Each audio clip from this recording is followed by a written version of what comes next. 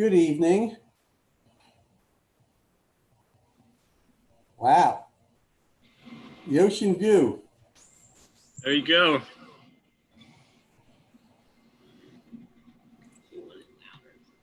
Hey, Ruth Ann. Hey, Chiefs. How are you guys? Okay, how are you? I had well. the pleasure Sorry, a little earlier. Yes, I talked to Mr. Trio a little earlier. So what is that backdrop? Is that a dome?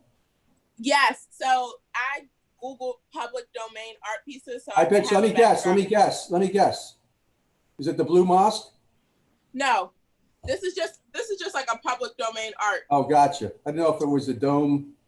Dome of the Rock. Yeah.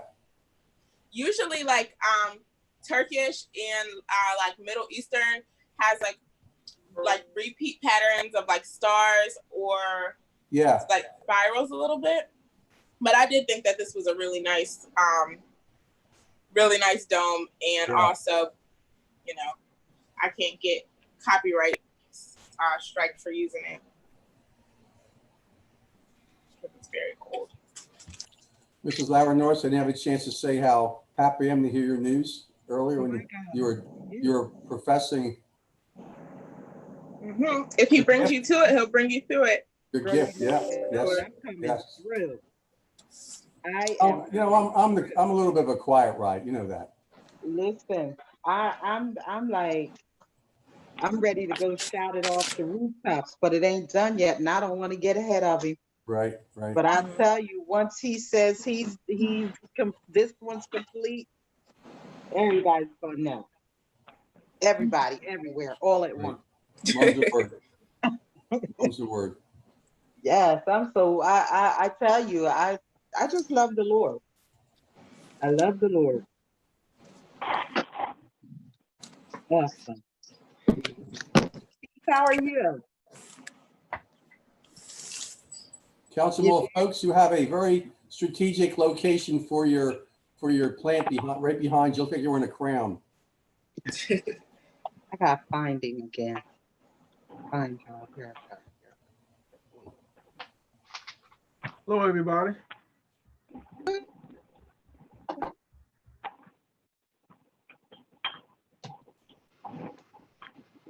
Hey, Chief. Okay. Right here. What's going on here? All right.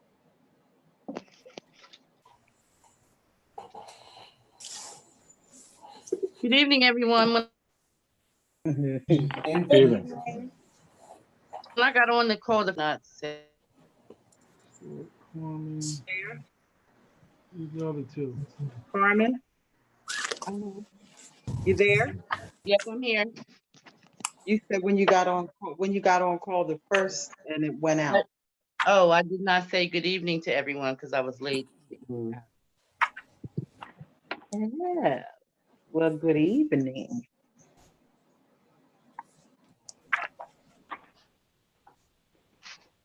Chief, Yes. how are you? Okay, how are you doing tonight? I'm grateful. I'm high. So did you have some good news? High on praise, man. God, I went to speak with the surgeon, and the surgeon was looking in the wrong place for the cancer that was supposed to have been there because she couldn't find it where they said it was. Okay. I'm like, okay, God, let's do this. It's ours. Let's do it. I got a hold of the hem of his garment. I got a hold of it. I'm just right here, right high on cloud 9, just high on praise and loving the Lord. That's great.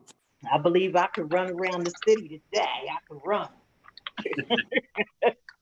But I'm not. I got enough sense to know I really can't.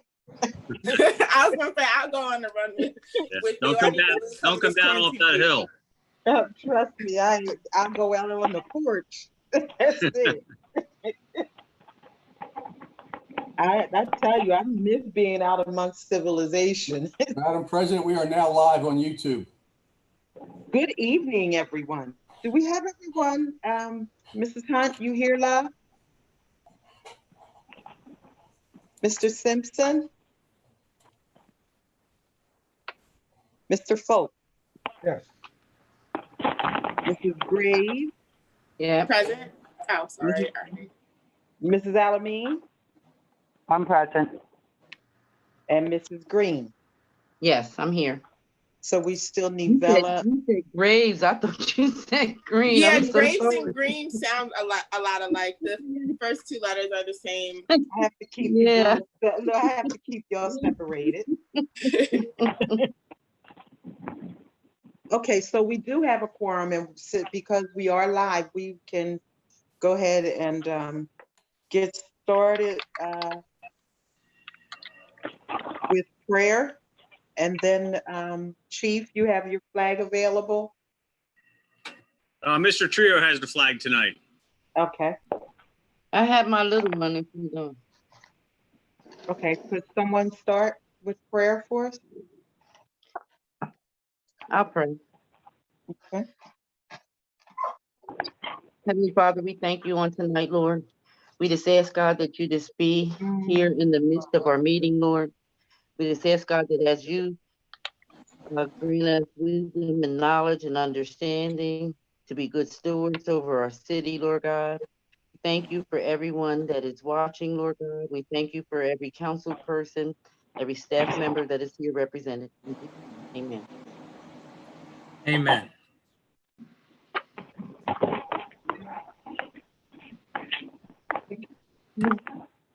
Mr. Trio, could you? Nice photograph behind you, Chief.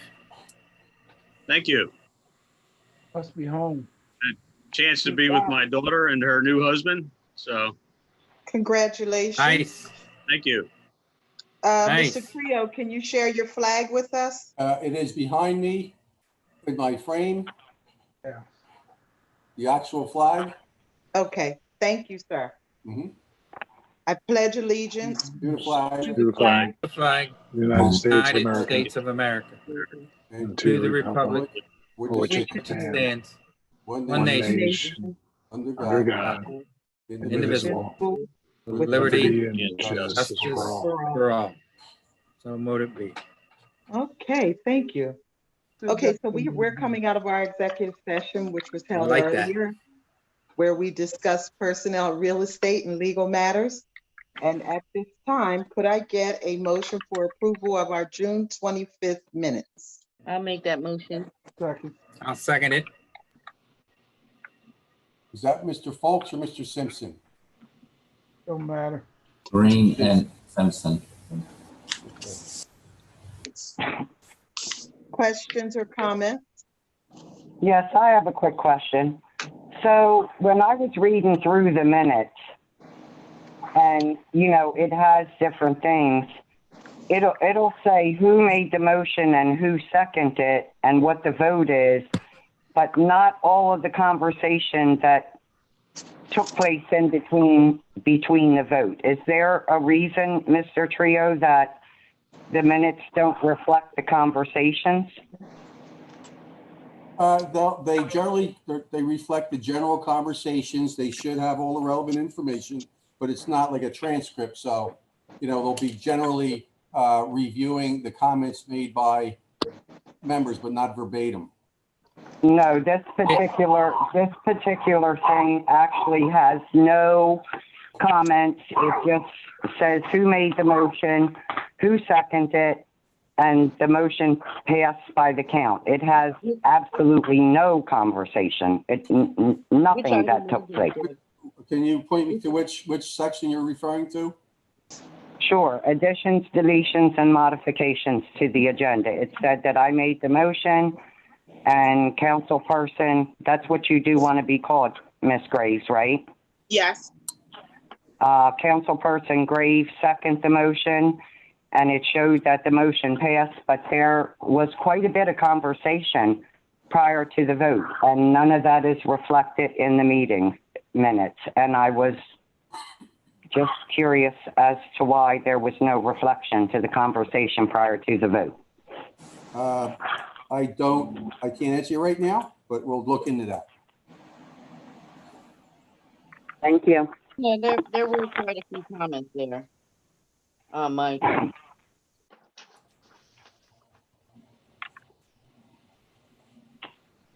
Any other questions? Full council, please. Mr. Simpson, Yes. Mr. Folks, Yes. Mrs. Hunt, did she join us yet? No. No. Ms. Alameen, No, I would like to see the conversation reflected in it. Ms. Graves, Yes. Mrs. Green, Yes. Mrs. Lara Norris. Yes. Thank you. Motion carries 5-1. Yes. Okay, on to our approval of our accounts payables. Could I get a motion?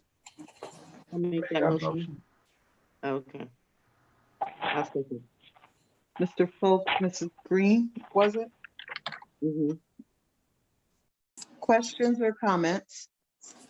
I have a comment. I actually did what you suggested and referred my questions to Mr. Troutman.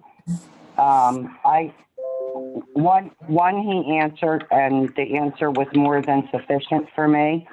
But I questioned 2 of the invoices on animal control, and one of them doesn't even belong to the city of Coatesville. It belongs to East Fallowfield. So I think that the invoice should be sent back. I don't think it should be short billed. The invoice was $400 and some, and he said is going to be paid as short bill $258. I disagree with that. The animal was not picked up in the city of Coatesville. And then there was another one, and I spoke to Mr. Troutman and the chief about this, and the chief agreed with me. Correct me if I'm wrong, chief, that when an animal is picked up and it's returned to the owner should actually have to pay that bill, because if you let your animal loose and they catch your animal, you can actually be cited for your animal running loose. So I don't really think that the city should have to foot the bill for that. The owner should. Yeah. It used to be like that when we had the animal control person. Chief, it's not like that now? No, it's under contract with the SPCA, and we get billed per animal.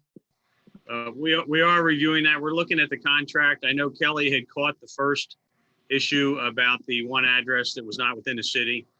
And so generally we go through each invoice and each bill and make sure, because occasionally we do get the 19320 area code that ends up being associated with the city when really it's outside of the city of the township. So we do try to pick all them up, make sure we're not getting billed for an animal that's not in the city.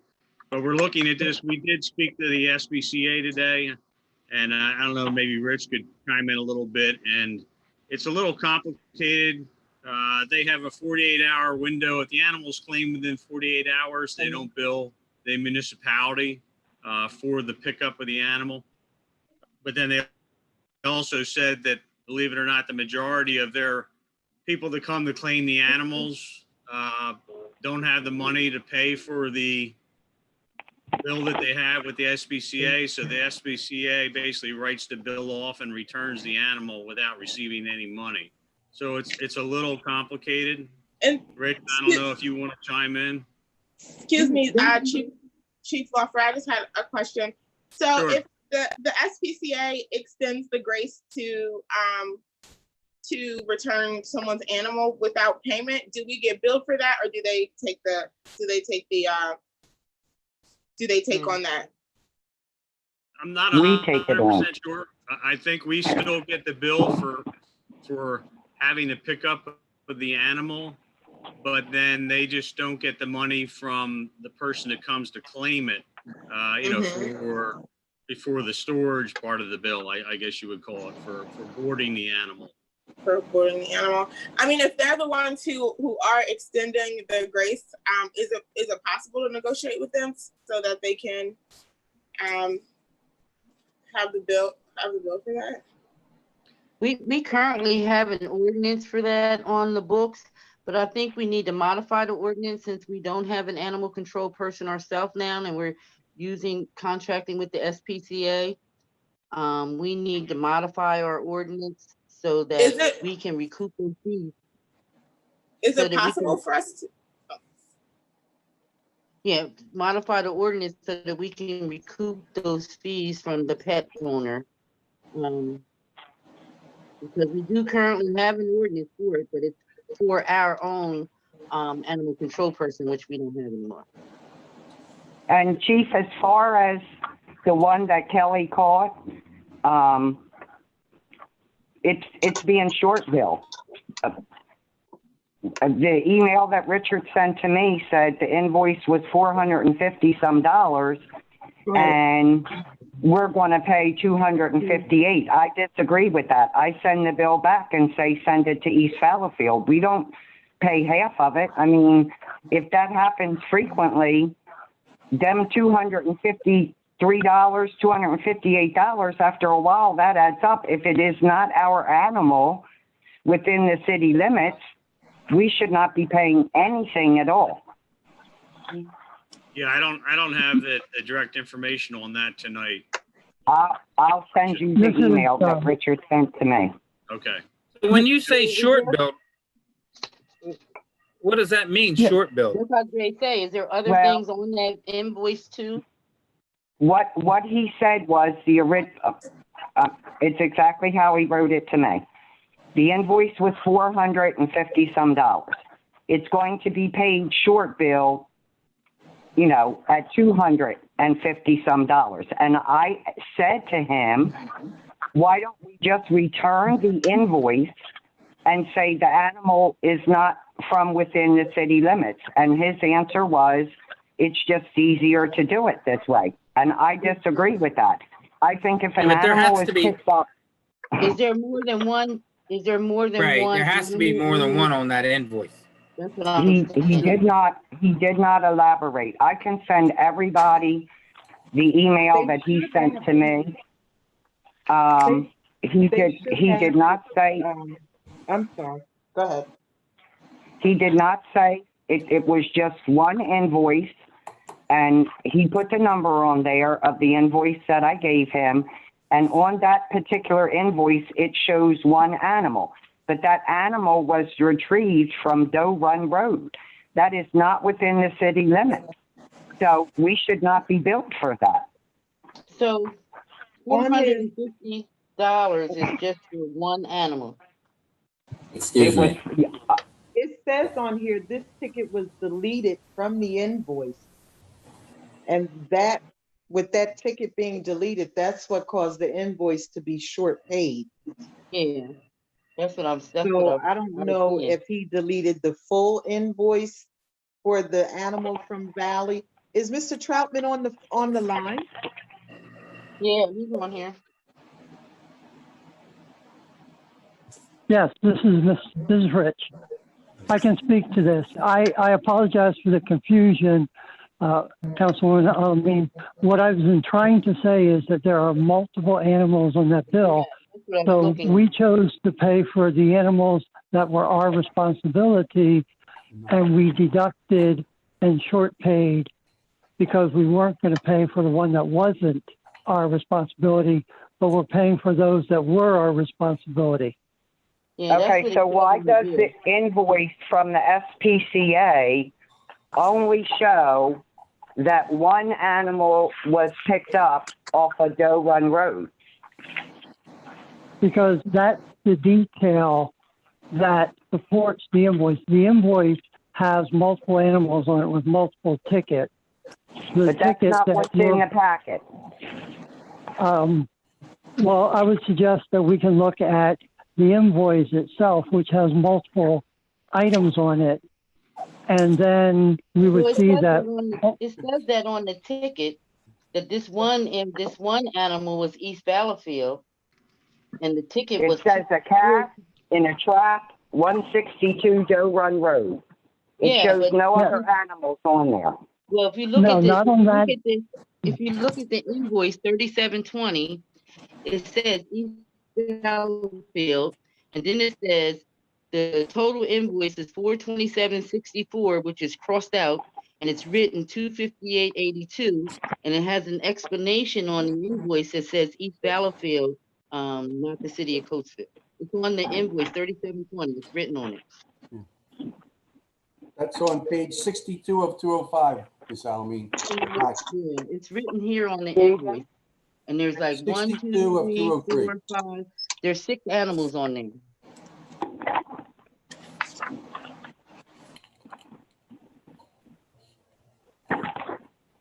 And it has a total 427.64, but that's crossed off. And it says 258. I think that's 82. It is 82.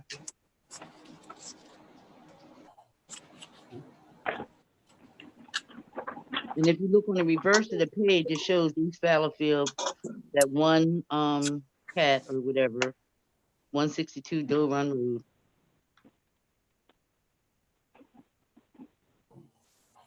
I think it's just confusing because it gives you an individual report for each animal, but if you look on the actual invoice itself, it clarifies.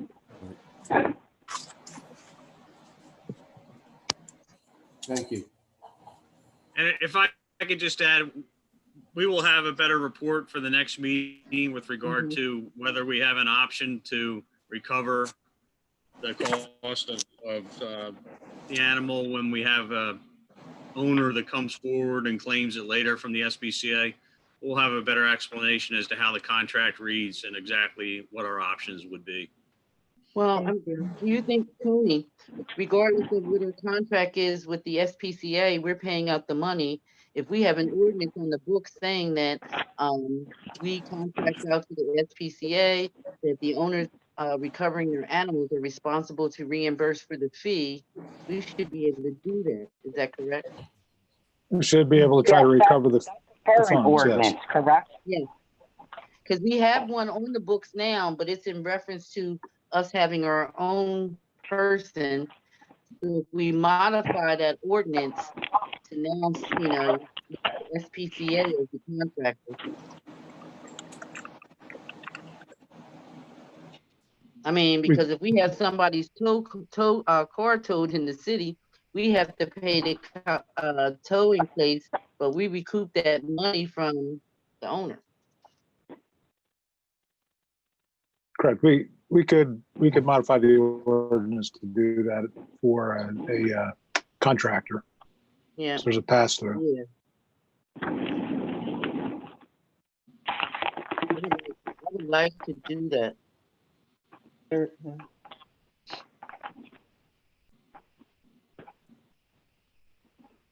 we could have that considered for maybe the next meeting. If council would like an ordinance drafted, it certainly can do that.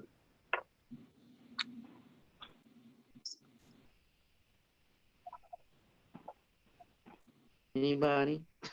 Absolutely. I mean, we need to update it. We need to be on top of these things because like Councilwoman Alameen said, these fees add up. Yeah. So by all means, we do need to be reimbursed.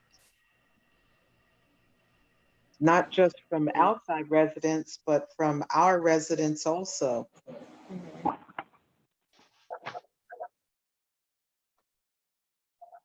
Are there any other questions on our accounts payable?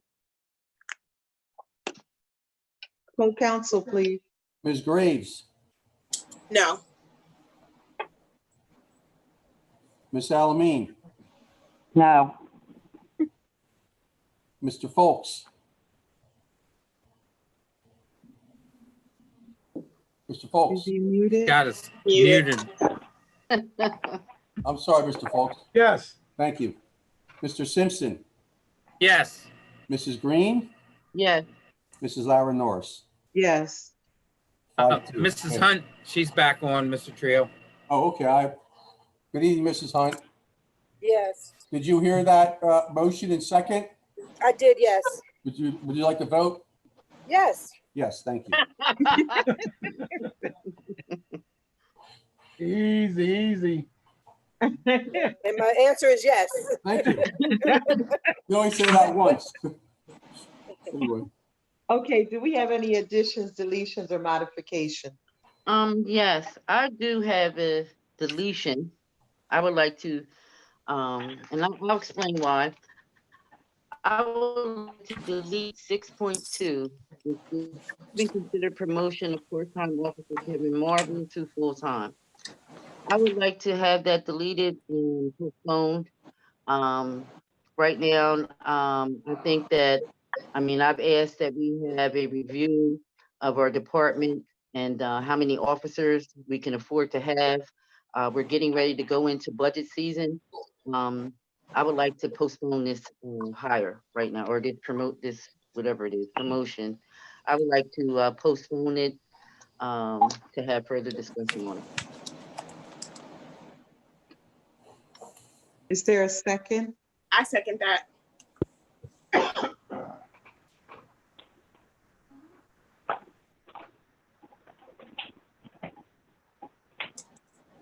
Are there any others? I have a question on that. Isn't he being moved to full-time because we had a retirement or something? Yes. Yes. That's correct. We had Detective Kevin Campbell retire after 21 years of service with the department. Just 2 weeks ago, he retired. So we had put it on the agenda to backfill his position, which keeps us in compliance contractually and keeps us in compliance with our COPS grant, where we are obligated to maintain our current staffing levels for the life of the grant.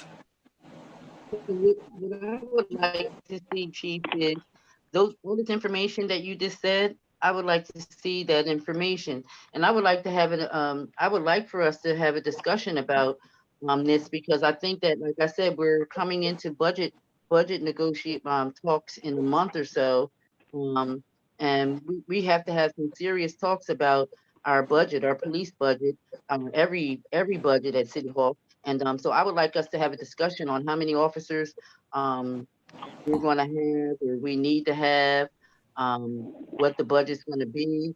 And I would just hate to put someone in that position prematurely and we can't afford it, because that's where we are. And I just think that it should be a discussion. So the things that you just said, showing that we have to be in compliance, I would like to see that information. But I would really like for council to just put it on hold until we can have a discussion about it, because we need to see where we're headed.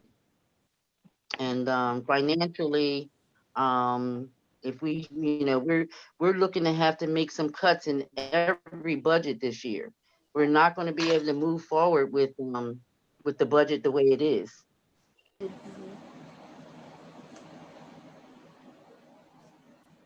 So I have a question, Chief. Can we set up a meeting to go over the budget and the amount of police officers and, what you said, what keeps us in compliance and what doesn't? And then this can be put on an agenda after that? Yeah.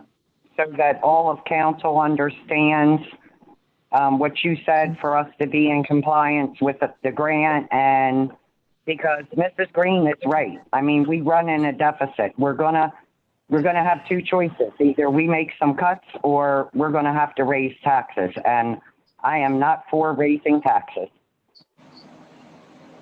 If that's council's wish, we can set up a meeting and we can, discuss the staffing levels and, where we are and how we got there and what we need to do to stay compliant. And how long is this grant for? The grant, I believe, expires, the 3-year was a 3-year COPS grant, expires in January, but the obligation for the funding extends, I believe it's an additional 3 years after the 3 years on the actual grant money. So if we can see a copy of that paperwork from that grant, I just think that this deserves more conversation because again, we're very close to right now preparing the budget. And I would just, I would just like to have more information. And council needs to decide the size of our department going forward. And I agree, but I don't think this is the time to do it. If we're going to announce, if we think that the police department needs to be smaller, then we discuss it. And at that time, we go ahead and then we take appropriate action. But now's not the time to discuss it when you have an agreement, and you got a contract, and you got a CBA that we need to stand behind. So now's not the time to do it. I disagree. All I'm asking is for the, we have a meeting in August.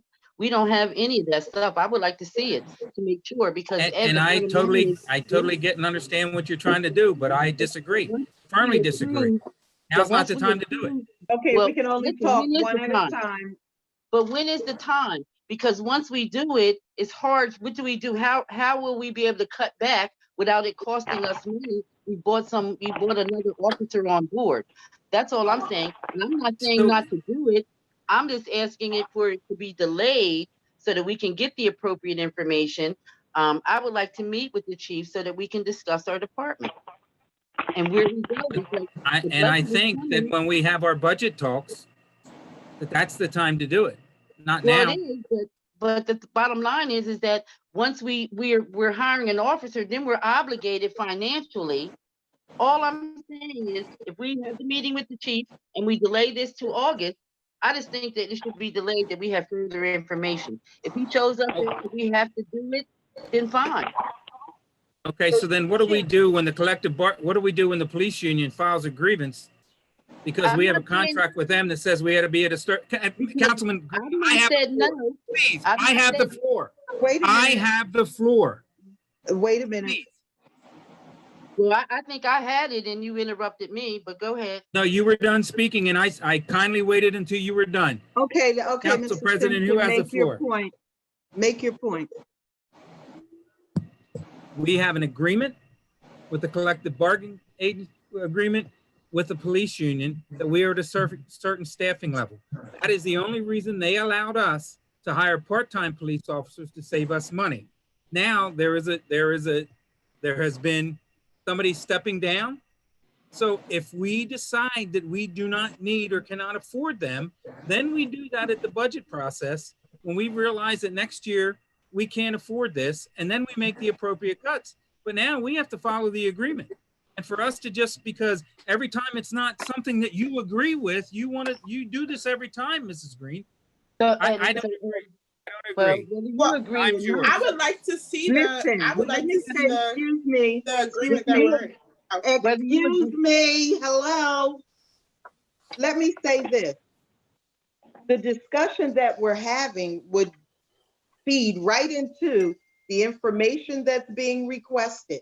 Right now, I'm calling the question on the floor for the deletion for 6.2. Our discussion regarding what 6.2 would be irrelevant if we delete it off. So let's not get too far off to the right when we have a decision right in front of us that could eliminate all that. Right now, there's a motion by Councilwoman Green and a second by Councilwoman Graves to delete 6.2. Mr. Trio, poll council, please. Mr. Simpson. No. Mr. Folks. Mr. Folks. Muted. Muted again. No. Mrs. Hunt. No. Miss Alameen. Yes. Miss Graves. Yes. Mrs. Green.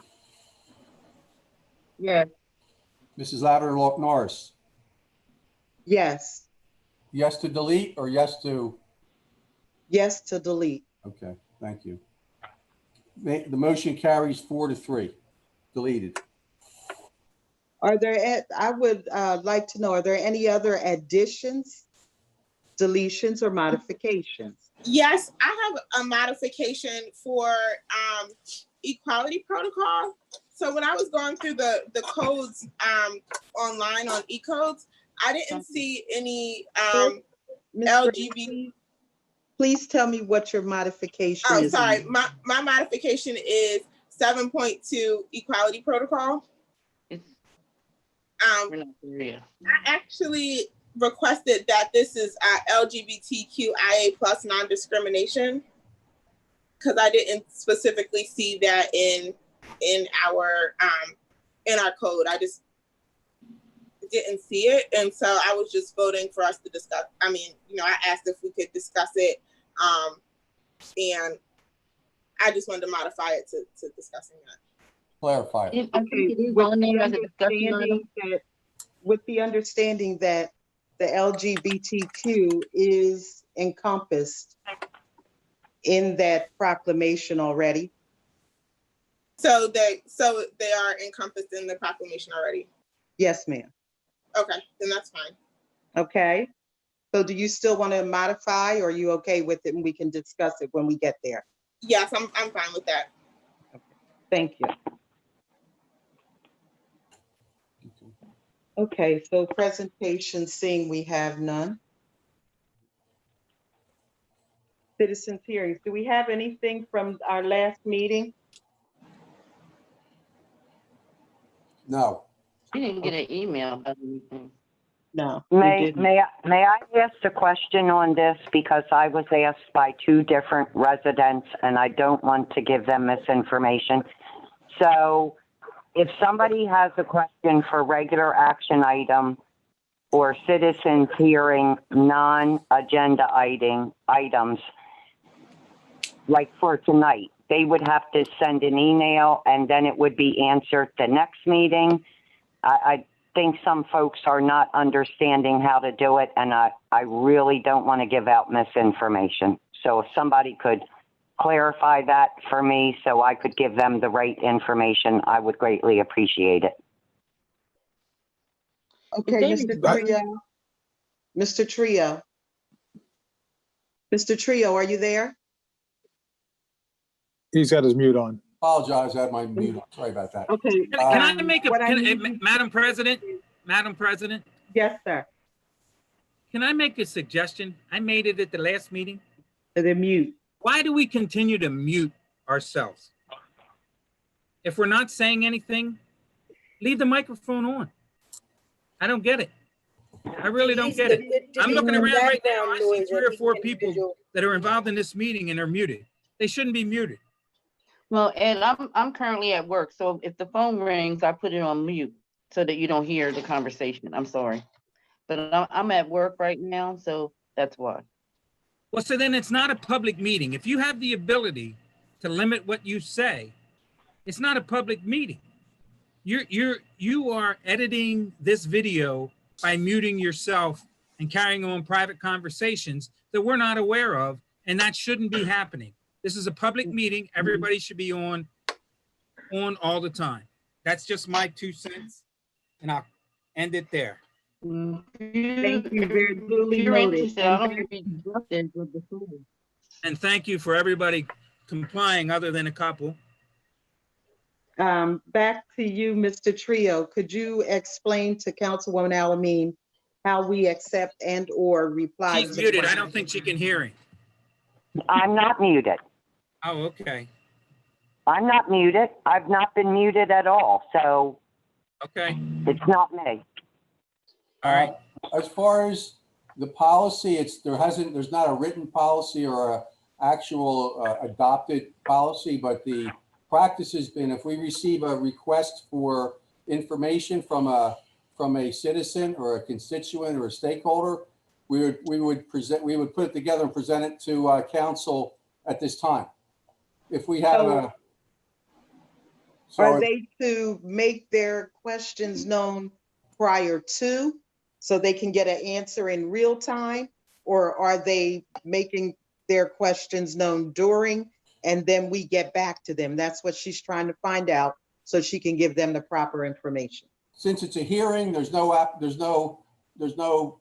system for them to be here. They're going to have to give us the question. We'll have to receive it. Ruth Ann will collect those questions and we will return their answers as soon as possible. We haven't had any cases of that so far. Can they respond on YouTube while they're watching with the question? Can they comment is what I'm saying. Mrs. Green, Uh-huh. I think the way the statute was written to allow for these remote meetings was that public comment could be made via email or via written correspondence to the city. If it's received prior to the meeting itself, it could be read when the president refers to Mr. Trio. If those are in his possession, he would read those comments to council as though the person were present to make those comments, either on the agenda items or afterwards in regard to matters of general interest. Then council would have the opportunity during council comment to respond if they so desired, or respond offline, or Mr. Trio could respond thereafter. Any message that is received after the meeting, let's say by midnight, or that is sent during the meeting, would have to be responded to offline if it's not made available prior to the public comment periods. So is our agenda posted early enough online that they would be able to see the agenda to make comments prior to the meeting on agenda items? That I do not know. That's a concern of mine. That if there is an agenda item, an action item that someone has a concern about or wanted to voice an opinion, is our meeting agenda posted early enough that they would be able to see it and submit a question? Because it kind of defeats the purpose for them to respond after the fact. It does. That's a good Mr. question. Trio, I'm sorry, how soon can we have our agenda, our actual agenda online, so the constituents and residents can see what's on the agenda and pose their questions prior to? Generally, how soon can we make it happen? Generally, Ruth Ann posts them on Thursdays and Fridays. We try to do it on Thursdays. They're usually posted by Fridays. That's when they get posted online, and people have the opportunity to look at the website and see what's on. So what we'll do is, as a council, we're going to do our due diligence and ensure that our agenda is set by Wednesday. That way, the actual agenda can go online Thursday, giving people ample time to pose their questions prior to the council meetings. Yeah. Okay.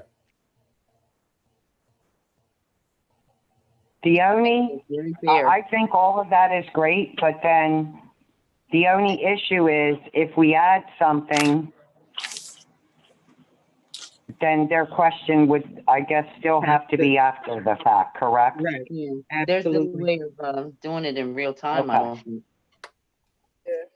But the agenda was posted, because I saw it on Facebook earlier today. So the agenda for tonight was posted. I can't remember whose page it was on, but I did see it on Facebook today. Okay. You know, and that's an option too. If the agenda is sent out to them, if there's a way, I'm not real savvy, James, on doing that. In my email, I mean, we can post it on our pages if we like the agenda, but I'm just not savvy on how to do that. You would just have to do a screenshot of it. Oh, that is your photo gallery. And okay. Then Yeah. Thank you, Ms. Hunt. Go ahead, girl.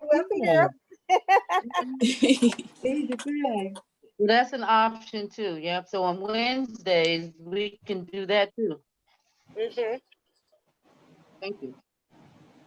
Very well. Thank you.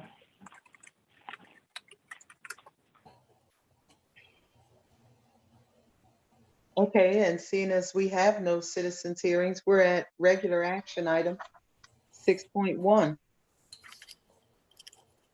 Receive and consider first reading an ordinance 1536-2020, amending chapter 108, fees of the general laws of the city of Coatesville, Pennsylvania, by deleting it in its entirety and replacing it with language permitting the setting of fees by resolution. Could I get a motion? I make that motion. I'll second it. Mrs. Hunt, Mrs. Green? Mm-hmm. Mr. Trio, if you would expound, please. I'll give a brief setup, and then I think details from a legal standpoint, I'll defer to Anthony. This is an amendment to provide an updated system for our fee schedule. Right now, there's issues with the consistency and the location of various fees in the ordinance. This consolidates the fees into one amendment, which will be adopted into the actual code. And then this will require 2 readings. As you can see, all of the sections that were in the ordinance are consolidated under this fee schedule. From a subject standpoint, this would be the first reading this evening to identify all the subjects. And in the actual fee and fees ordinance, we'll have a second reading at the follow-up meeting next month. And by that time, we should have the actual numbers to go with that for each one of these components. All these have been reviewed by our consultants, by Mr. Verway, by staff, and they will be updated to cover the current conditions that we have for various things like codes and land developments and various permits, rentals, things like that. So that will all be installed. Licenses for various peddling, for plumbing and heating, any public works fees where we go out and need to do some public works cleanup, where we'll bill it through to a stakeholder. We have to send out cleanup crews. So that will all be consolidated in this amendment. Anything else on that, Tony, you want to add? Just that this actually makes it a little, makes the setting of fees a little smoother for the city. There may be times when you want to adjust just one single fee because you want to make sure you're covering your cost. You're required to do it right now. You're required to do an entire ordinance to do that.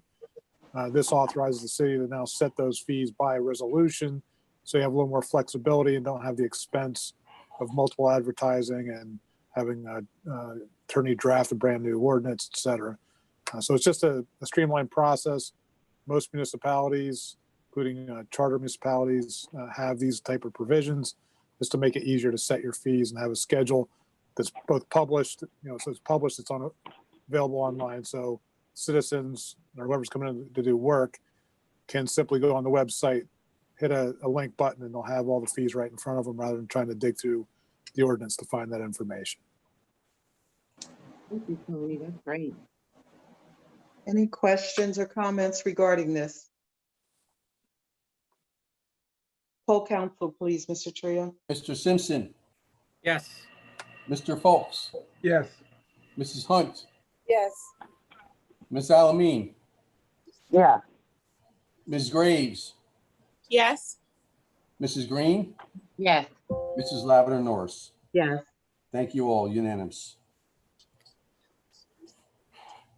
This will be a big help to streamline, as Tony said, and this will be a big upgrade to the scattered sections of the ordinance. Can I get a motion to close? I'll make a motion to close regular action items. Second. I second. Okay.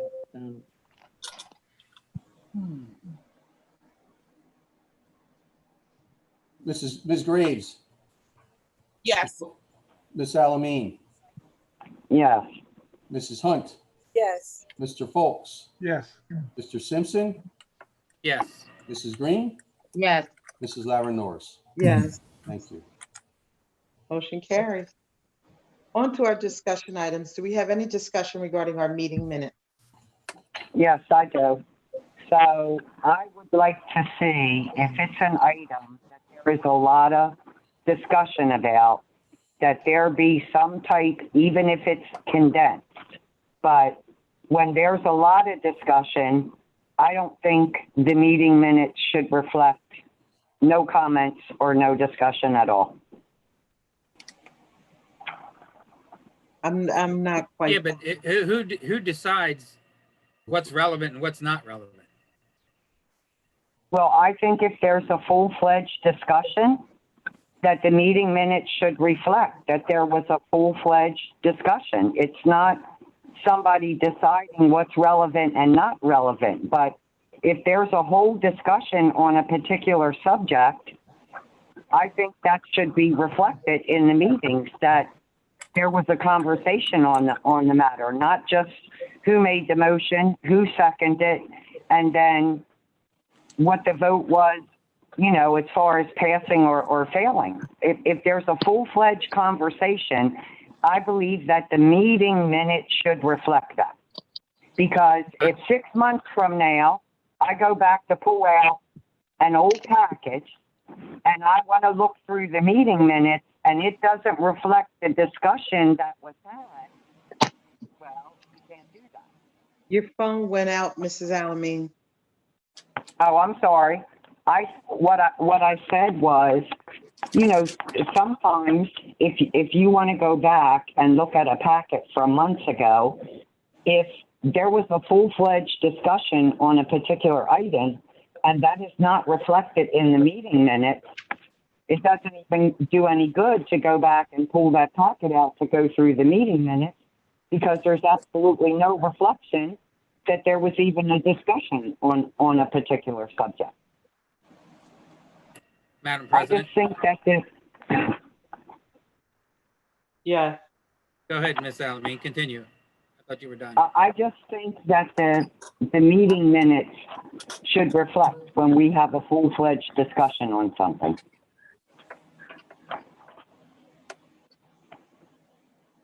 So either our minutes will be completely verbatim or we'll continue on with summary. That's something President. One second. That will be something that we as an entire council will have to decide and determine, whether we want to go completely verbatim or summarized. That's my opinion. That's how I see it. Mr. Simpson, please. Yeah, and I totally agree with you that it's either all or nothing, because we have some council members that really have a full conversations and don't really say anything. So why would you even put all that in the minutes? That's my But if there was a summary, Now you're being rude. Now you're being rude. I'm just saying, it happens a lot. I didn't say anybody did. Just saying. No, but I'm saying during that particular item, there was some discussion. And I think that there should have been something there regarding, it doesn't have to be, just like everything else. I just think that maybe there should have been something. There was nothing there. And this was something, Right. This was a discussion regarding us adding a resolution to the agenda. So it should have been some discussion there. and there's not even, I agree with the president that I would be okay with a summary, but there isn't even a summary there. It shows that there was absolutely no conversation and there was a full conversation. Everybody commented. It was a full conversation. And I think there should just be some type of reflection, even if it is a summary. I would be okay with a summary, but it's not, absolutely nothing. Okay, It shows who made the motion, who seconded, and how the vote was. So, Mr. Trio, what I would ask of you is to have Ruth Ann go back over the recording from that meeting and that discussion and do a brief summary of the discussion and add that to our next council packet for council. Will do. Thank you. I'll check with Ruth Ann. I think there might have been some issues with the recording, but we'll pull it out and see the best result for that. But we'll definitely do that. Very well. Thank you.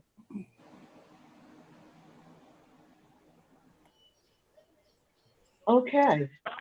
Are there any other questions, comments, or discussions regarding the meeting minutes? Okay, on to the equality protocol. No, Madam President. Yes. The proclamation that we have, I think that the proclamation could be amended just a little bit. And I would like to have the proclamation signed by all of us. Council. Council. That the statement of the proclamation, the first two, whereas I think are good. I think that when we get to this, the third whereas, where it says, whereas the city of Coatesville does apply a standard of equitable practices and fair treatment towards every individual, regardless of democratic or demographic characteristics or background. I think that that part right there should be a little bit more clear. And I think it should say something to the effect of regardless of race, class, national gender. origin, sexual preference. And it does say, what did I say? National origin, race, sex, sexual orientation, and that'll cover everything. I just think that if we break it down and we just include that, and it's not a specific, it's not, you know, saying anything too specific, but it is showing a non-discriminatory stance that we are equitable in you know, everyone's human rights. So if we could do a breakdown on that, maybe Tony, just clarify it a little bit more, like most places do, and put a little bit more detail as far as, you know, who we're not discriminating against. Okay. So actually, I agree with Mrs. Green and presidential or discriminatory treatment. Is there any way within our code to make that include like medical treatment too, that you can't be discriminated against in the city of Coatesville for medical treatment? Well, because of the, do you mean handicap? no, yes, that you can't discriminate against disabled folks, but also can't be discriminatory, like our doctors that are within our city can't discriminate because of any of those things like gender or sexual orientation, discriminate against, you know, medical treatment, since our Supreme Court doesn't reflect that. I don't know that sure if we could do that. We can't. Why would we get into that? That's above our. Well, okay. That's beyond us. We don't have that say. Yeah, our dog's not in this fight. So Tony, so do you think that we could make that that last whereas just a little bit more inclusive of disabilities, race, national origin, sexual preference, Religion, all the protected religion, classes. yeah, religion, yeah, yes, I'll get some language together and circulate it. yeah. And that's what most discriminatory policies are inclusive of all of that.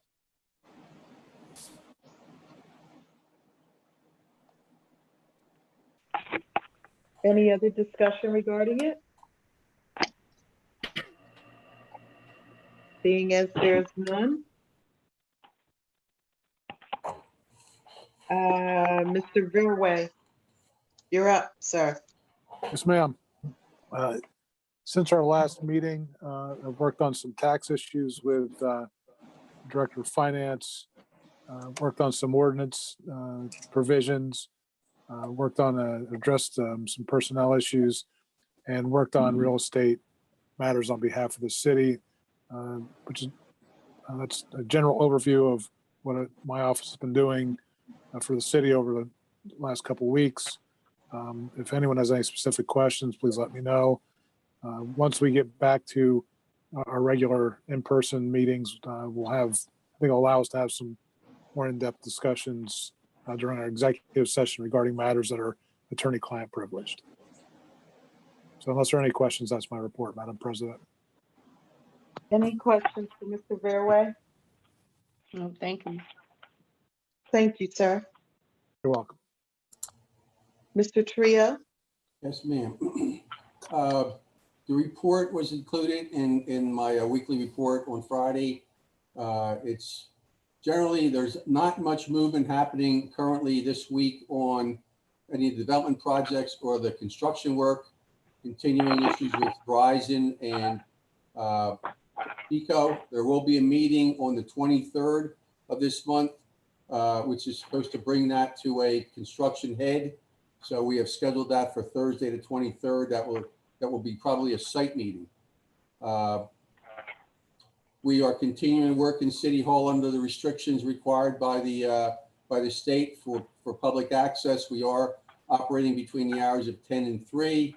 We've had some foot traffic, but not a lot. We've conducted some outside meetings. Mr. Logan has had some meetings here with some other organizations.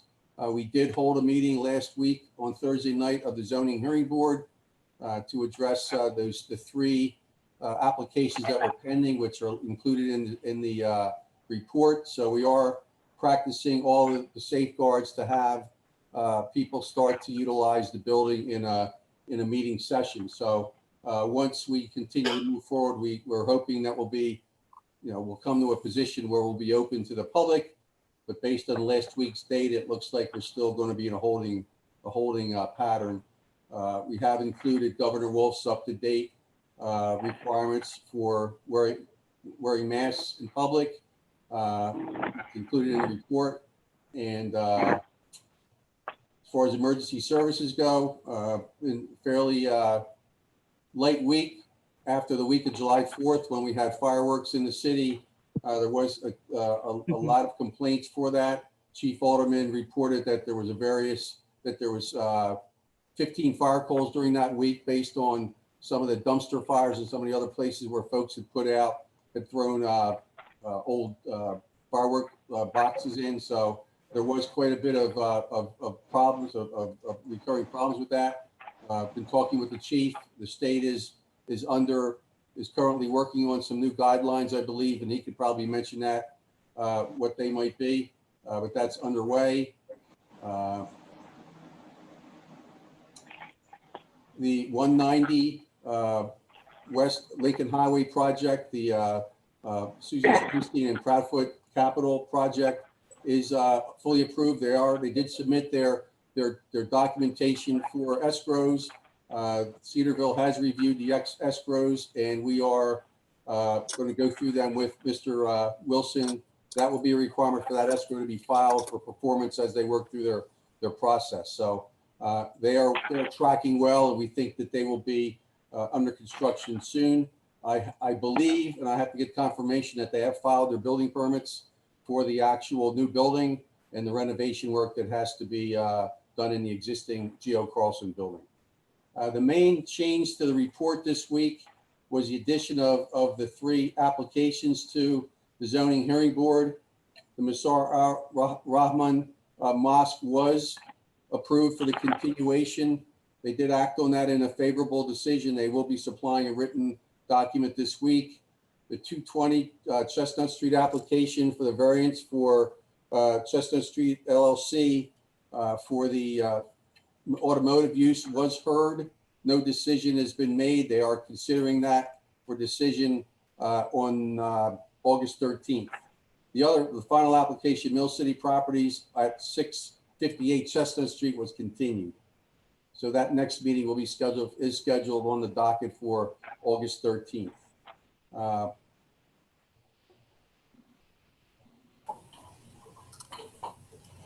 Other than that, any questions? The only other work, the Public Works is following up on complaints for the trees on Sterling and Hope Avenue. So I'll expect a report on that this week.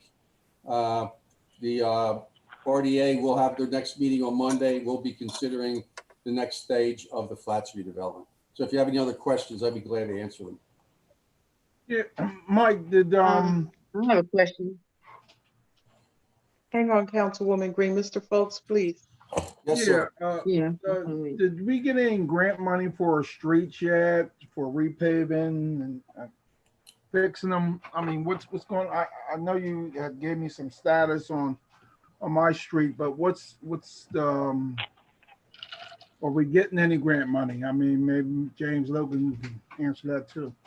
Well, I guess the grant money that's been allocated this year has been targeted toward the train station and the CRP money. And I understand there's other grants that James can get more specific on. But for the city, We have the grant for the train station, which we're supporting for the garage. And also there is a TIIF grant, which is the work, which will be the streetscape work we've been talking about over the past year, that will improve the streetscape on Lincoln from Lincoln Highway down to 4th Avenue. That's the next stage of next tranche of grant money that's moving forward. Next year, we go for our CRP and our block grant money. That's when we'll address any street work that we identified. And one of those items would be 4th Avenue, the issue with the sliding of the street from the grade and from the heat. So that would be one of the projects that would be on that list. And as I mentioned to you, we will look at the worst scenario to the best scenario in the condition of the street, and we will apply funding accordingly. And inside of that, we will put the work that's being done by either Pennsylvania Water or PICO that could help us, shift work away from that will be done by them. So next year is probably the earliest we'll be able to program those kind of improvements, just on the amount of grant money that's already been allocated. And James has probably a better report on that in his report. So as far as actual infrastructure and street work, that's where we are. Thank you. Councilwoman Green, you had a question? Yes, Mike, I had a question about the trees on Sterling. Yes. So have we made arrangements to trim those trees yet? It's underway right now, Mrs. Green. I sent out Public Works. They're supposed to get back to me with a report this week to do that work. So that's this week. I get a little concerned on that. Like, have you spoken to the resident? I reached out to them. I called them and I couldn't get through. I called them and I left them. I tried to leave a message. I couldn't leave a message. So I did attempt to contact them, and I'll try again. But in the meantime, I have Public Works out to take a look at that and address that issue. Because there is other trees on that street, I think, that also have issues. They also need it, yes. I've talked to them several times, and I would really like to make sure that we're following up, and this is not something that's going to drag on and on and on, because we need to get the trees done. We have not trimmed these trees in years. This week. Does the city own the trees? Yes. Yep. We planted every single one, yeah. Since we are talking about trees around Ash Park, the sidewalks, there's some limbs that are hanging. People can't walk. They have to walk around it, maybe go on the street. So maybe you can take a look at that. A resident had asked me because they walk around the perimeter of Ash Park and they can't get through. The limbs are too low. Okay. All right, thank you. Well, since we're talking about trees and all that, I might as well chime in. I called up the city hall, I guess it was maybe 2 weeks ago, about downtown from bridge to bridge. The sidewalks look bad. The flower pots downtown, you have weed growing up out of the sidewalk higher than the flower pots, right up there between Coachwood Flower Shop and the one building, I think where Fuel City used to be. That flower pot right there. And the sidewalks are broken up. It's a disaster waiting to happen. But even with that, just the appearance of the city, it looks bad.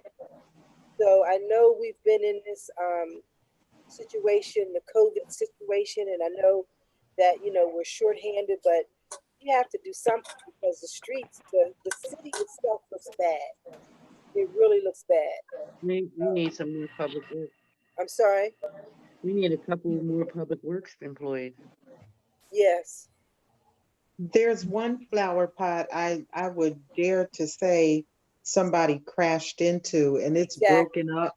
It's horrible. Yes. Is that down there between First and Second Avenue? Yeah, that's been programmed to remove. We wanted the electrical connection there had to be addressed before they could pull it. We already talked to Public Works. They have that on the plan to have that pot removed, the dirt taken away. We had the same situation further west in front of the bank happened, that somebody backed into it and tore up basically shifted it and tore it open. So it's the same kind of accident there. So nobody has any record of who did it, but it's there. We got to address it. So that is programmed to get done. It's on the list. And even Maybe we could take those cards down. the Petrus property, he needs to be made to take care of that, cut those weeds. Looks bad, and even Arcella Middle, trees hanging over top of the fences. We have to jump on that, and Yeah, especially on Church Street. looks like this. I don't know if we need to talk with Public Works to put them on a regular schedule just to clean up downtown or what, but it looks bad. The city looks bad. Oh, we have Not just the main, the city looks dirty. It looks bad. It really does. So, we've been following up with the Petrus and, getting those weeds cut down, and they're under citation if they don't do it. They did it last time. It rained, it jumped up again. As far as the streets themselves and the sidewalks, once again, it's, we have enough guys to be able to get through the bigger things, but I guess where the real issues are, we're going to have to target. Yeah. Mr. Trio. 190 looks good, but right there where Arcelor is, it's all broke up. exactly. It stops right there. Right. On either side of it, on either side.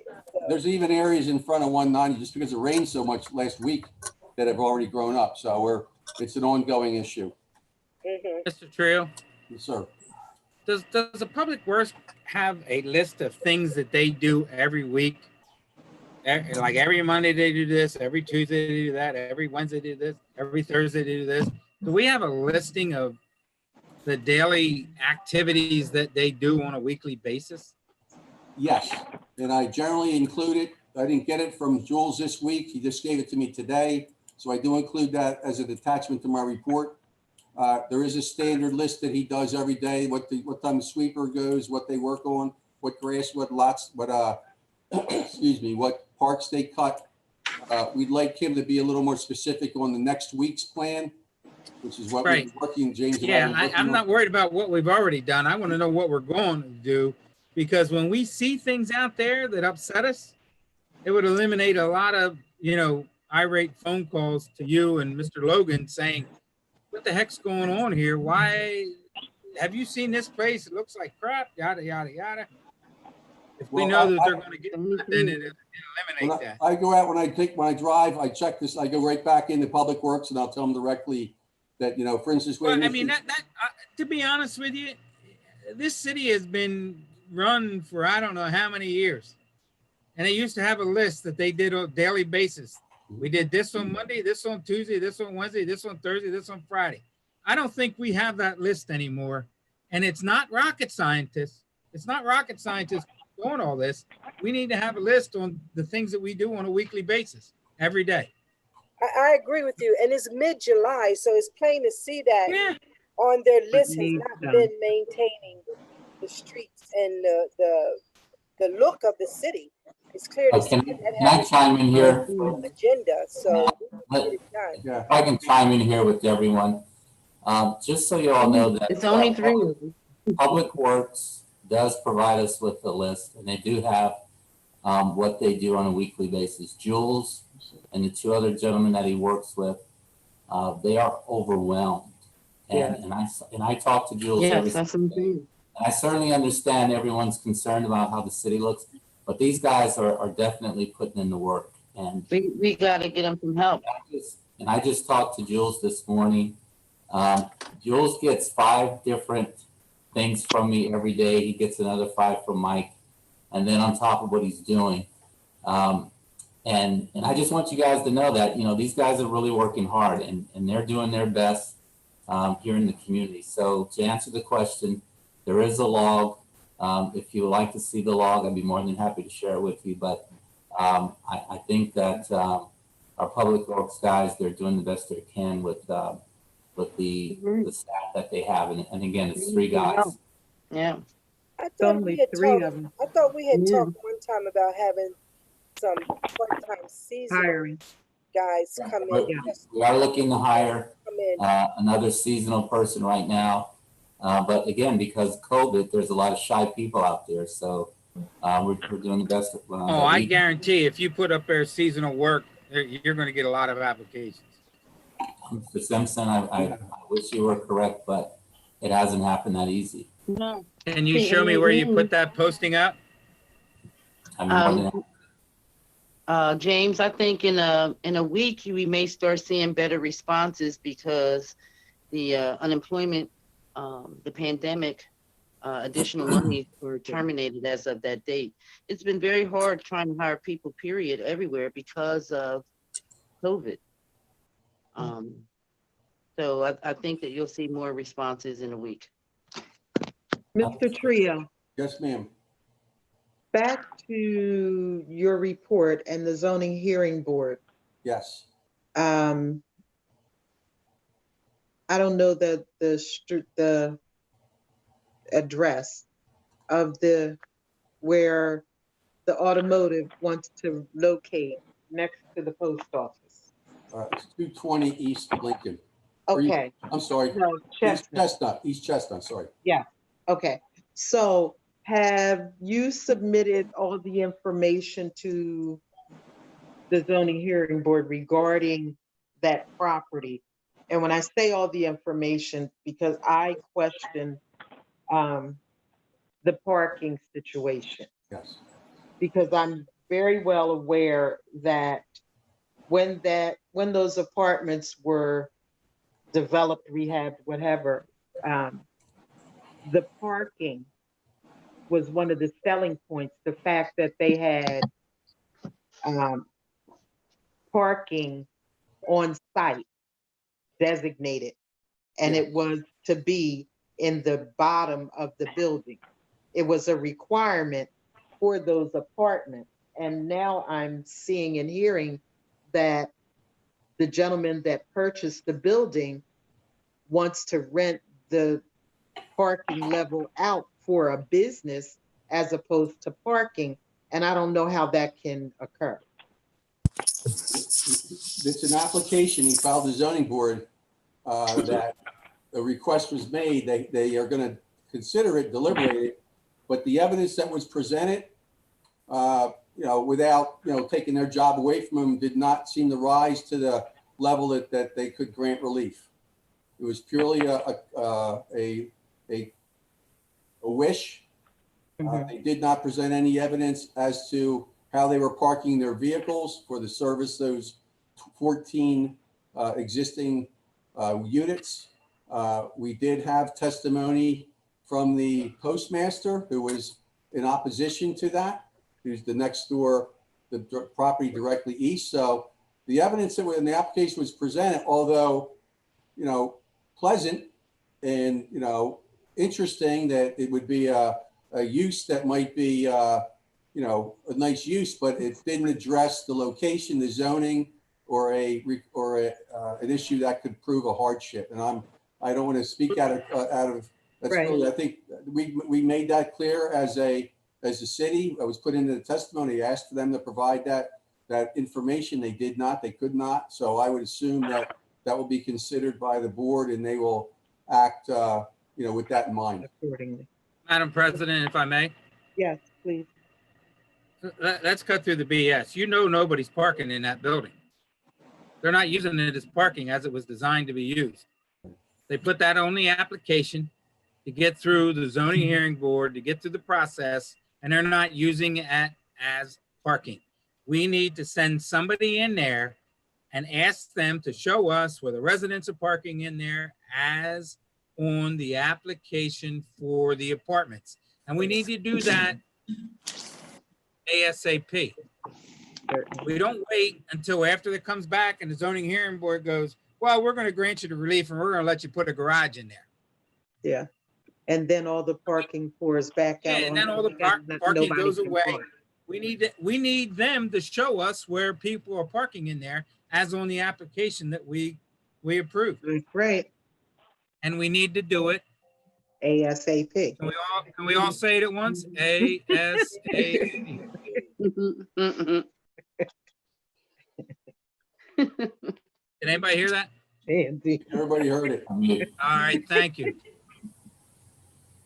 Okay, any other questions or comments for our manager's report?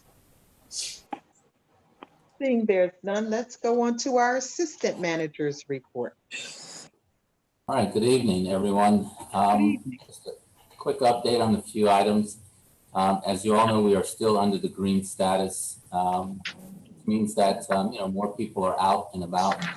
The numbers have gone up in terms of how many people can assemble. But one of the things that I just want to put out there, I know sometimes you guys may be a little tired of me saying this, but we have to remain vigilant in practicing our social distancing and wearing masks. The city of Coatesville is one of those communities that has a very high rate because of our diversity here.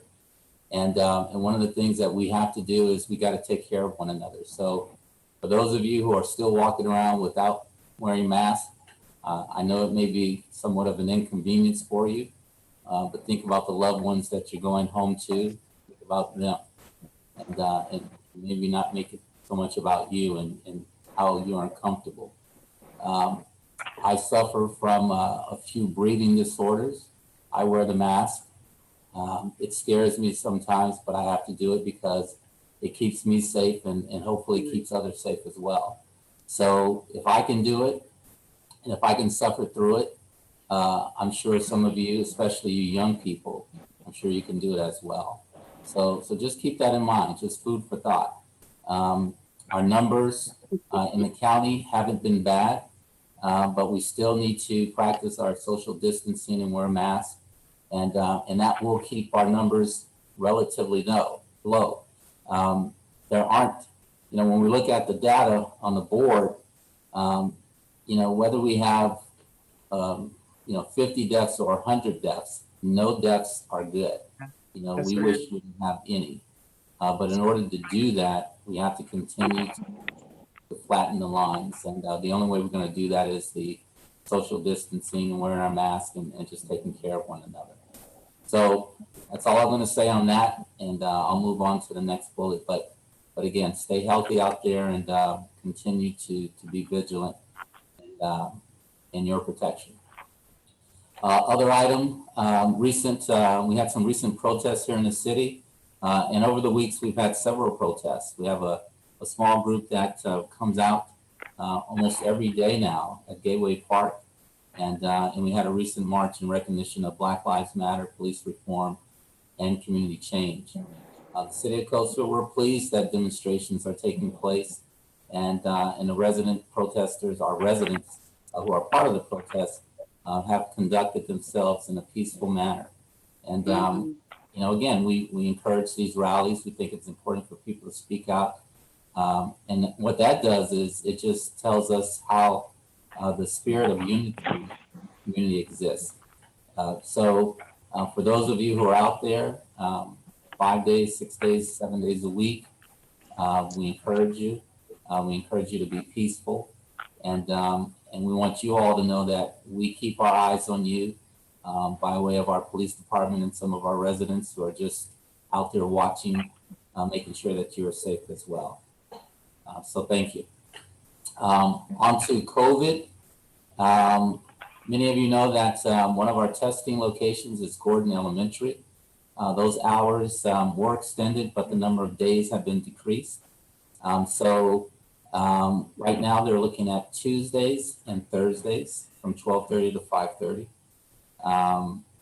And I don't know, when that's going to change, but the schedule is subject to change on a week to week.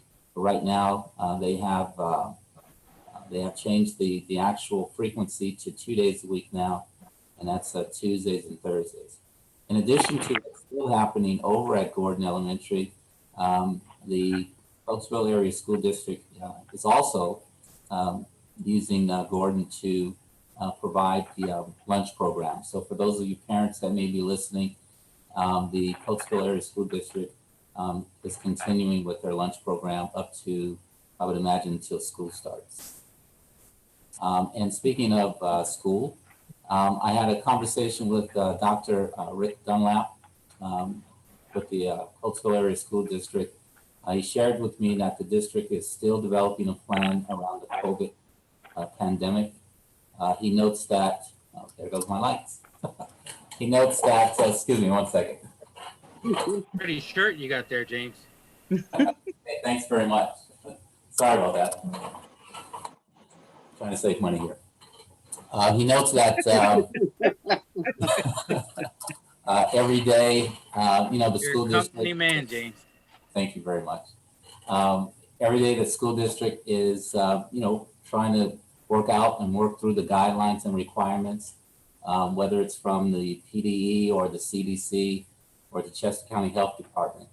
They continue to work out what the guidelines and what it's going to look like when the kids return back to school. More information is going to be shared with the public on July 28th. That is the next board meeting at the school. And according to Dr. Dunlap, the district is taking, as I said, every precaution to ensure the health and safety with social distancing rules, cleaning, screening, and reporting on COVID. Just a side note, I have invited Dr. Rick Dunlap and the new superintendent, for those of you who may not know, Mr. Tomas Hanna, to attend our August 10th meeting. And we look forward to hearing back from them to see if he's going to accept our invitation. So once again, hopefully we'll get to meet the new superintendent at our August 10th meeting. On to our business and development. We completed the third week of our partnership with Kutztown University for our startup business program. Right now we have about 30 participants that have been online. So far it's been great. We have some wonderful new and emerging businesses in the city of Coatesville. And I'm really encouraged by some of the individuals that are participating in our workshops. I mean, it's great to see these new businesses want to come out. I think Ms. Graves was on one or two of the sessions along with Ms. Governor Norris. So you guys can, you know, share what you saw and what you think of some of our groups there too. On July 8th, we had an opportunity to meet with Chrissy Houlihan, Representative Chrissy Houlihan, and her staff and 4 local Coatesville entrepreneurs to discuss opportunities here in Coatesville and the representative's role as she leads the Small Business Committee. It was a great meeting. We had some great dialogue.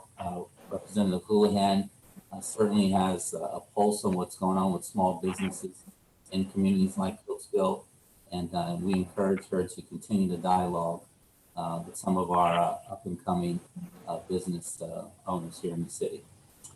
With that, that's all I have for this evening. If anyone has any questions, please feel free to ask. The article for the for Christy Houlihan was great. I did get a chance to share that on Facebook today. Thank you. It's a really good article. Yeah. And we appreciate her coming out and her staff, Sue Walker. Yeah. I have one question, Mr. Logan. Were you aware that the CCIU had part of their staff come back to work today? It's my understanding that they are going to try and run some, I guess, pilot programs for the fall semester. Did Mr. Dunlap or the new superintendent mention anything about that? No, that was not mentioned to me when I spoke to them. Okay, well, some of their staff went back to work today. Yeah, but that's the CCIU, not the school district, right? It's the CCIU, but I don't know that that's actually considered the school district. However, it still has it has our students in it, and so if they're opening a trial run for classes, I mean, I just think that we should be aware of that. That's all. Yeah, I can do a little research, but just an FYI, you know, our school district does plan to open August 31st. Yeah. Right, but it's not sure if they're going to do it like every other week, or it's how they're going to do it that they're still working the details out on, right? Yes, correct. Okay. As a father of 2 CCIU employees. No students have gone back to any buildings yet. No, they haven't. I didn't say students, Mr. Simpson. I said staff went back to work today in the buildings. But, and I that's the know IU. that It's not the because school district. It's not the school district. So.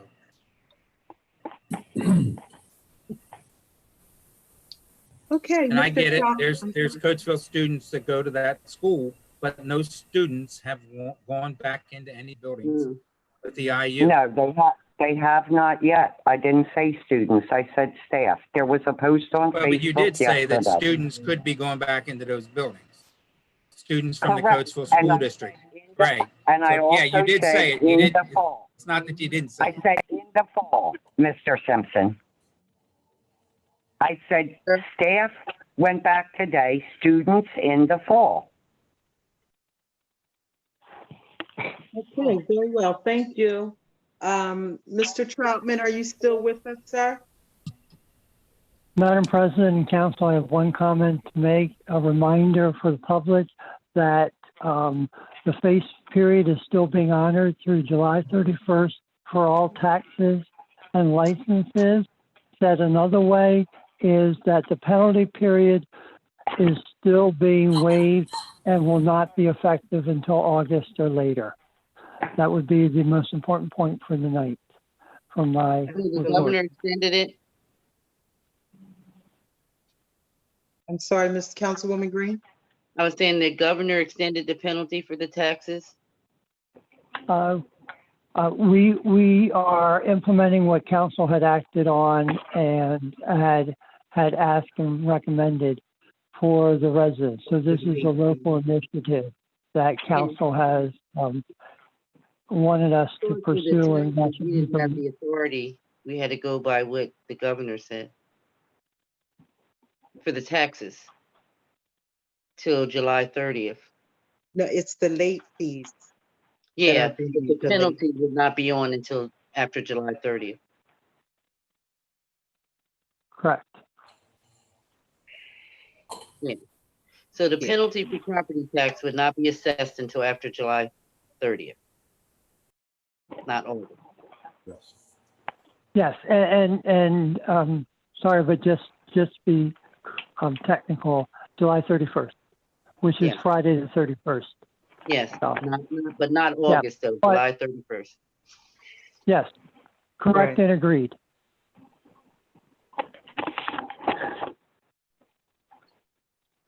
Okay, so at this point, Mr. Trio, do we have any citizens hearings on non-agenda? Let me check. Give me 1 minute. Thank you.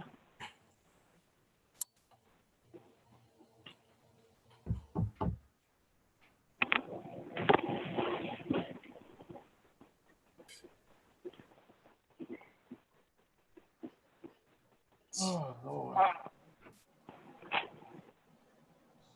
Carmen, you got any songs you want to sing while we're waiting?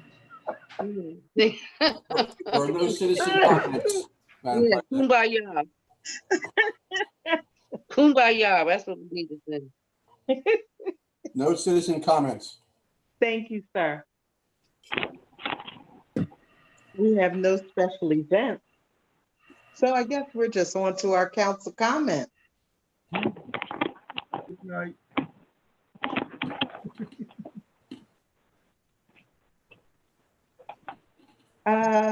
Who's next to you? Councilwoman Alameen. I'd just like to thank everybody that has decided to join us tonight via Zoom. And I hope everybody, I want to echo Mr. Logan because Friday we were at 133 cases.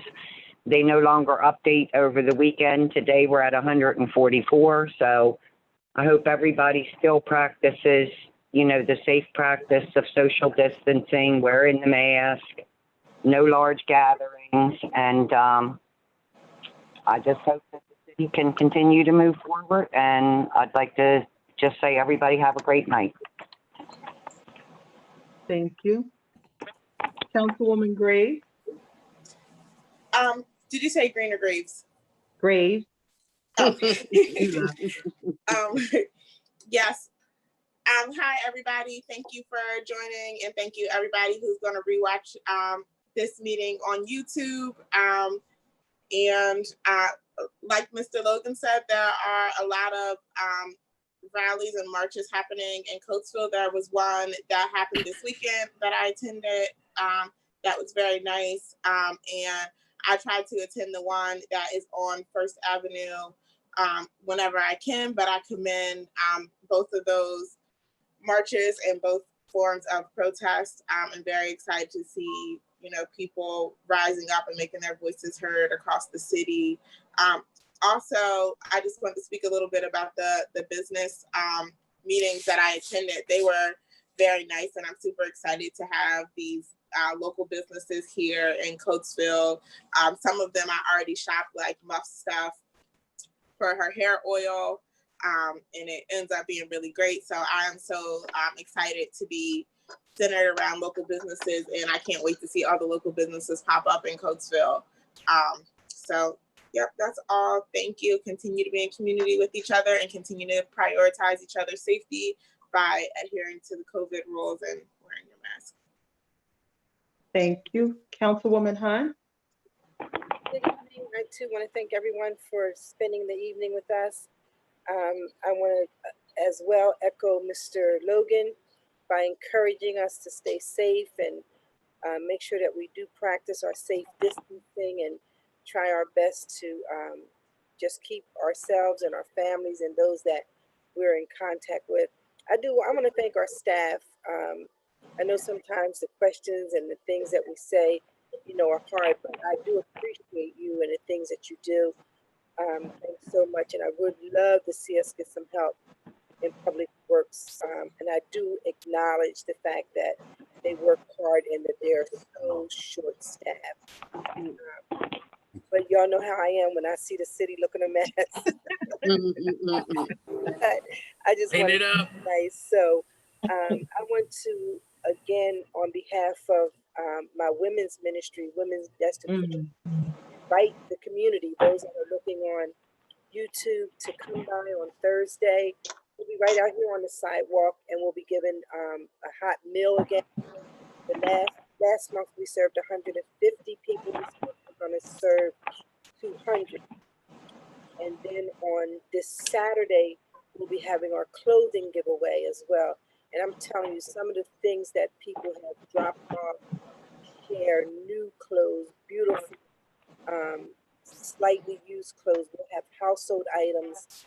We will have bags of non-perishable foods, as well as there will be a voter registration table set up at both of these affairs to help people get registered to vote. If you had an address change, you can resubmit your information. Sometimes you come to the polls and you change your address, but you didn't do it the proper way and you're turned away. And rather than go to where you should go, you get disgusted and you go home. So we just want to make sure that everybody have their things in place. Again, Linda, thank you so much for sharing with us the great news. And I just pray that God continues to bless you. And folks, I want to acknowledge the fact that he had a fire on his tractor. And I don't know if y'all saw it or not, but I just thank God that you were safe and that we're with you. So even in the midst of things that go on, we have a lot to be thankful for. Amen.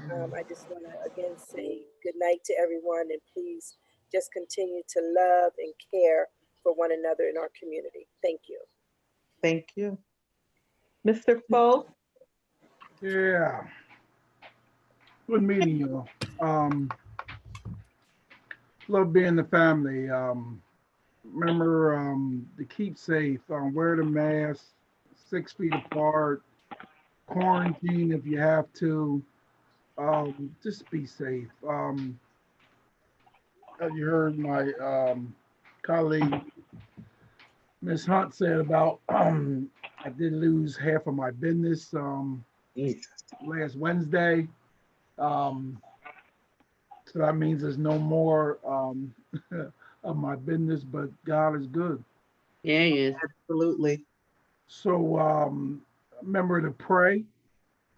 Look out for your neighbor. and wear your mask. Be good out there. Thank you. Thank you, sir. Mr. Simpson, the fighter pilot. Thank you, Mrs. Norris.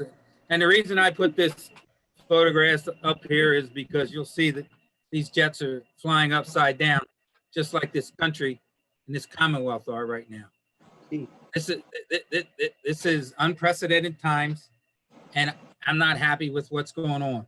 I'm going to be totally honest with you. Tonight, we voted to not fund a police officer. If we want to cut funds from our police department, we do it with outside services. We do it with police vehicles. We do it with all the ancillary items that go along with funding our police department. But when we defund, as they say, that's the buzzword nowadays. Yeah. When we fund boots on the ground, we're asking for trouble. And I'm very, very disappointed that we did that tonight. And, you know, hopefully we can turn things around, do the right thing, and put boots on the ground. And when it comes time at the end of the year, when we go to get our budget together, well, then we cut the services out. Like, we don't get new police vehicles every 3 years like we've been doing, or 4 years, or however. We used to go 10, 12 years without new vehicles. So we cut back on that, but we don't defund the boots on the ground. That's sending a bad message to this community. You know what? We'll get it turned around, and thank everybody for coming out. And, we'll see you next time. Thank you, sir. Councilwoman Green. Thank you. I have a couple things. Well, you know, I hear what you're saying, Mr. Simpson, but I never mentioned the terminology defund our police. That never came out of my conversation. And I never said that I asked to delete the ordinance until our next meeting. I wanted some information. So, you know, I understand that the temperament and the things that the buzz or whatever is going around, but that was not my conversation. And, you know, you got pretty heated about it. And not so therefore not listening to what I was saying. However, I think that these types of decisions are big decisions, and we as a council have to determine not only just our police department, we're getting ready to go into negotiation with our fire department. I would just like to have a better handle on what our police department looks like, how many officers that we can have and should have. We've not done that since 2003. And I think that it's time that we reevaluate that again. So I didn't say anything about defunding. I'm not, I think that terminology is probably the worst and the wrong terminology, because of the way that people interpret what you say when you say defund. So just to clarify that terminology never came out of my mouth, and I just asked for more information. The other things I wanted to talk about tonight was, you know, there's many, we've had many complaints about the fireworks. Now, I understand that the state has made it legal to sell the fireworks in Pennsylvania. The state made it legal to sell them does not mean that we don't enforce our ordinance or modify our ordinance that we have on the books. And our police department has to promote our ordinance or go by our ordinance.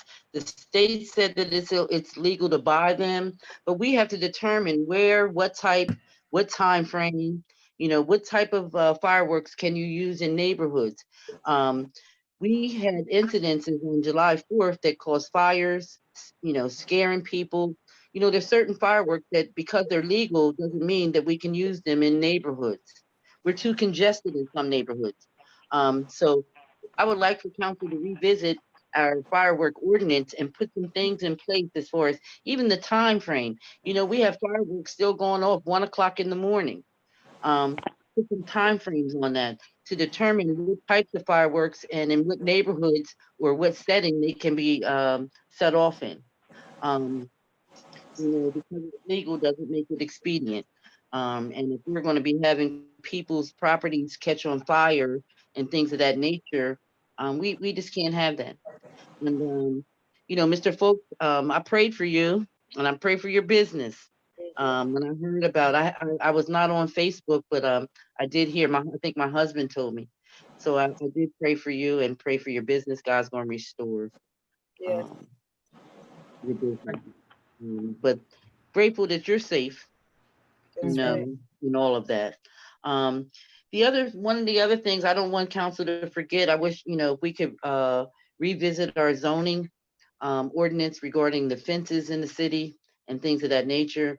I just don't want us to forget about that. I want, if we can do some homework on that, Mike, so that we can clarify that language and fix it, the language that's in the current ordinance regarding fences. So that we don't have to address this issue again, and it's not, we have the answer. Is that all right, Mike? Yes. If we can look into that. We're moving right along as far as I'm aware of. Mr. Logan, maybe you can chime in. We're still on the schedule for a train station in this fourth quarter. Thank you, Jesus. And in the midst of the COVID, we're still on the schedule, and things are looking great. And I'm just really, really excited about that. Again, just to reiterate what everyone has said about being safe and taking the precautions, I do encourage our residents to go to Gordon, even though they've cut down the days, but go and get a test. Go and be tested. And I'm saying that because I have not been tested myself, but I'm making a point of trying to go there this week on Thursday. I know Ms. Alameen said that the test is not that bad. So I do encourage everyone, as many people as possible, while the test is free, to go and get the test. It's better to know. It's for me. Say it again. I said, if it's free, it's for me. Yep. And that way, we're not, if we're positive, we're not passing it along. If we're negative, we can breathe a little bit more comfortably. But I just want to, just encourage and thank the staff for all the work that they've done. Mr. Logan, I thank you for your great grant writing skills and the fact that you're just on top of stuff. And I really appreciate your work ethic. I appreciate you being in City Hall on Saturday and on Sunday. Working. Amen to that. Doing the things that are going to help us to be able to move our city forward. And I truly appreciate it, because in a job of this magnitude, a 40-hour work week is not going to cut it. And I just thank you for your commitment to us and to the city of Coatesville. That's it for me. But just understand, residents, I'm not looking to defund our police department. We need our police department. I'm just looking to have a better understanding and have council get a better hold of where we are. And we are getting ready to go into budget times, and I understand that other cuts can be made, but at the same time, that is our biggest line item on our budget. So I just want to look at it. And if we have to be in compliance, I always do trust the judgment of our chief. I never second guess him. This is not about that. This is about us, just having a handle on what's going on. Because the bottom line is, council, we're responsible. And I just want us, we're still waiting on our third-class city code books to come in. I just want us to take on and stand up in the role that we have as council people. And, just do the right things. So thank you, everyone, for tuning in and being with us tonight. And I do appreciate you. I just want to reiterate with regard to our vote regarding our police officer going from part-time to full-time. The vote, actually, for me, I voted to delete the item because we need to have discussion. It's apparent that discussion was necessary because there was so much discussion during the request for it to be, whether it should be deleted or not. So I voted to delete it to give us an opportunity. There's a lot of moving parts that have to be addressed. And we need to make a responsible decision. And just to make a decision on the fly isn't responsible. We have been going through, with the whole COVID and, trying to get our city redeveloped with the protests and the marches and, the side conversations, I just know that when the enemy comes in like a flood, God lifts up a standard. And our city will not be overtaken by the negativity, by the distraction. We're not going down, we're coming up. We're going forward. And for anybody that doubts it, stand back and watch. For those that believe in us, step up, link arms with us, and let's get the job done. We're 7 council members elected to represent our entire city. There's absolutely no way any one of us can stand and point the finger and say it's one or the other's fault. We either sink as one or we swim as one. This is our city. We say we want the best for it. All we have to do is our best, and nothing else can be asked of us. As long as we're putting forth our best effort, we'll be all right. Thank you to everybody that came in on these Zoom and YouTube. And hopefully you have a clearer understanding of what we're doing, because we're trying to have a clearer understanding. And please, by all means, stay safe. Be considerate of others. If, like Mr. Logan was saying, the mask is totally uncomfortable. I could barely breathe in it. However, I'm considering my own personal health and the person that I have to walk by in a doctor's office or in a grocery store, what have you. Just be mindful of others. When you put other people ahead of yourself, your elevation will come. So everybody, God bless you. Stay safe and have a blessed evening. And again, thanks for coming in with us. Could I get a motion for closure? I'll make that I'll motion. make that motion. Go ahead. I need a second. Councilwoman Graves, Mhm. and who was I'll second? second. Simpson. We both, Councilwoman Alameen. Alameen was seconded. Thank you. Ms. Graves, Oh, yes. Ms. Alameen, yeah. Mrs. Hunt, Yes. Mr. Folks, Yes. Mr. Simpson. Yes, God bless America and God bless the city of Coatesville. There you go. Mrs. Green, Eagle. Yes, God bless you, Ed. It's on fire tonight. Mrs. Green, Good night. Good night, everyone. Mrs. Laverne-North. Good Night. Absolutely, Thank sir. you. Good night. Night, Good everyone. night. Good night. Good night, everyone. Thanks, Tony. Crazy.